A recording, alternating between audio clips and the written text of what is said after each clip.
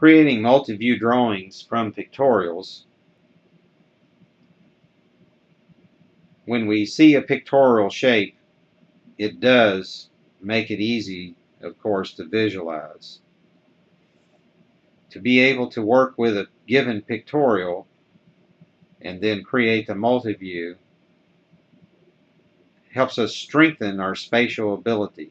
So we'll be doing this kind of thing quite a bit at the beginning. So we'll be going from pictorial to multi-view.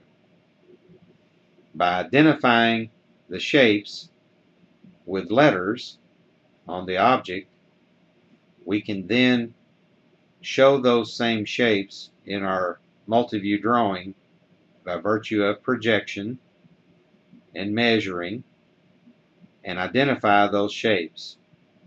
So we'll be practicing that in just a few moments. So orthographic views or orthographic front and top views must align vertically, and front and side views must align horizontally. We seem to be harping on that. Well, it's because a lot of beginners don't try to align the views for some reason. It just, the mind initially doesn't feel a need to do that. But to follow the rules, that there are strict rules for orthographic and multi-view drawing, where they have to be aligned. This object here, let me zoom up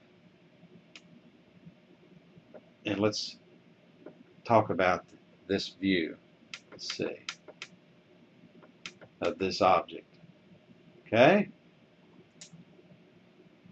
So here we have a pictorial of an object, some kind of plate, and it has all the surfaces, basic types included.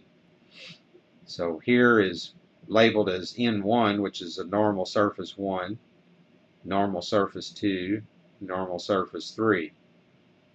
Of course, there are other normal surfaces, the bottom, the back, the left side.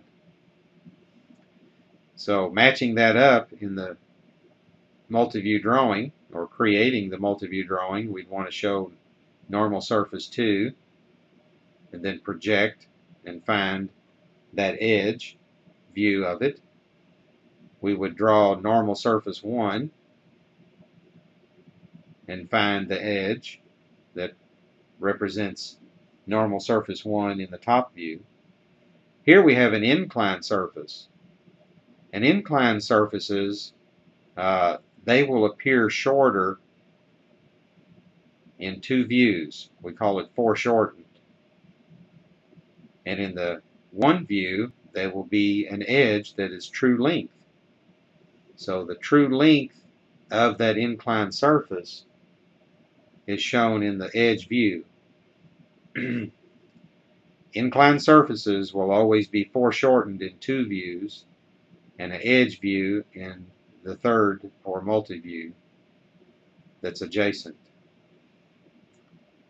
Here we have an oblique surface. Obliques are very unique.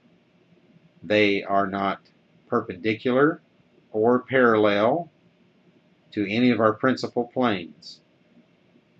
So we actually see the oblique object, oblique surface, in all three principal views.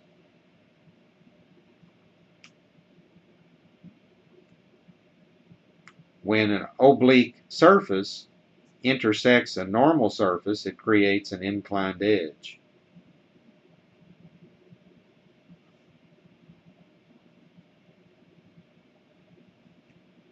It will also, when it's a vertical to the oblique, create a normal edge or a horizontal normal or vertical normal edge. Then there's cylindrical. Actually, it looks kind of elliptical, but it's a cylindrical shape, and from the top it looks like an O, a circle. From the adjacent view, either front or right side, the two adjacent views. If it's a normal aligned perpendicular to a surface, normal surface, then it'll appear as a double line, hidden line, or if it's cut through the side, it would be visible edges. Okay, what's missing, of course, on this is a center line, and in this case, the center lines up with that edge. Okay, so here we should show center mark, and here, now normally we don't show these little vertical lines. This is from a computer model that used a surfacing feature, so that those vertical lines would not be there.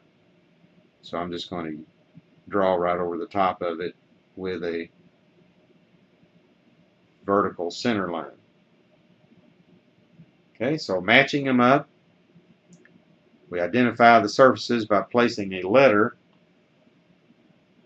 in each bounded area that looks like a surface, and then we can sketch a top, front, and right side view that matches the depth, height, or width of each one of those surfaces.